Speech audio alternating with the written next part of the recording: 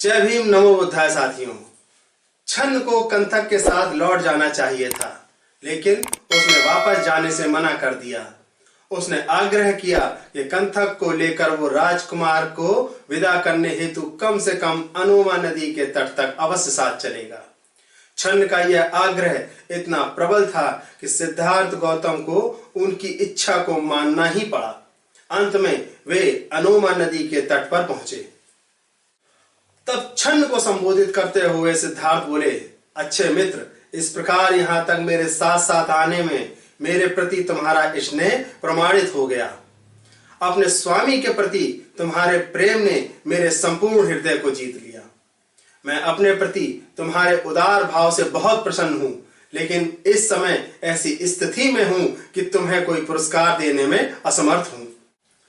इस प्रकार साथ देने वाले को पुरस्कृत करने के कौन तत्पर नहीं होगा, लेकिन विपत्ति के समय व्यक्ति के अपने सगे संबंधी तक पराये बन जाते हैं।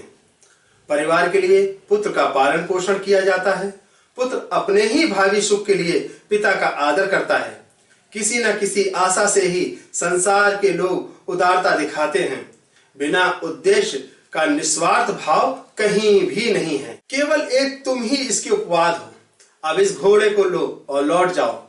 राजा के स्नेह से कभी किसी तरह की कमी नहीं आई होगी। उसे किसी न किसी तरह इस दुख को सह लेने में सहायता करनी चाहिए। उन्हें कहना कि मैं ना तो किसी स्वर्ग की कामना से, ना स्नेह की कमी से और ना क्रोध की भावना से छोड़कर चला आया हूं। इस प्रकार घर छोड़कर चले आने में मेरे लिए शोक करने के बारे में उन्हें सोचना भी नहीं चाहिए, क्योंकि मिलन कितना भी दीर्घकालीन क्यों ना हो, एक ना एक दिन वियोग में परिणत हो ही जाता है।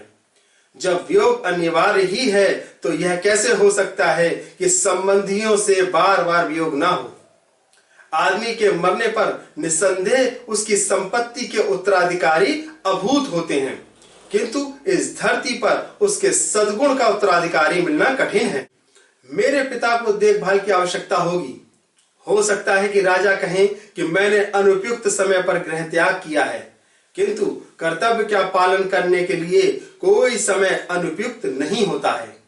मित्र, मेरे पिता को इन शब्दों में ऐसे ही शब्दों में समझाना कि तुम ऐसा प्रयास करना कि वे मुझे याद ना करें। हाँ, मेरी मां से भी कहना कि मैं पूर्णतः उनके स्नेह के अयोग्य सिद्ध हुआ। वह उदार व्यक्तित्व वाली हैं, वत्सल वाचनातीत हैं। उनकी उदारता के लिए मेरे पास शब्द नहीं है। इन शब्दों को सुनकर दुख में डूबे छन्न ने भावावेश में रुधे कंठ से हाथ जोड़कर कहा, स्वामी, यह देखकर कि आप अपने संबंधियों को वियोग दुख देकर जा रहे हैं, मेरा हृदय किसी नदी के दलदल में फंसे हुए हाथी के समान बैठा जा रहा है। आपको ऐसा गृह त्याग का संकल्प किसकी आंखों से अश्रु धारा ना बहाएगा, चाहे उसका हृदय लोभ निर्मित ही क्यों ना हो। इसने सिक्त हृदय की तो क्या कहना। कहां तो यह प्रसाद में रहने योग्य कोमलांग और कहां ये तीक्ष्ण कुशाग्र में ढका हुआ तपस्या का वन। आज के लिए बस इतना ही। यदि आपको जानकारी अच्छी लगी हो तो वीडियो को लाइक करें और ज्यादा से ज्यादा शेयर करें तथा चैनल को सब्सक्राइब करें। इसके अलावा जानवरों से प्रेम करें, अपने आसपास सफाई तथा हरियाली बनाए रखें। इन्हीं शब्दों के साथ मैं प्रशांत कुमार आपसे अनुमति चाहूंगा। जय भीम, नमो बुद्धाय।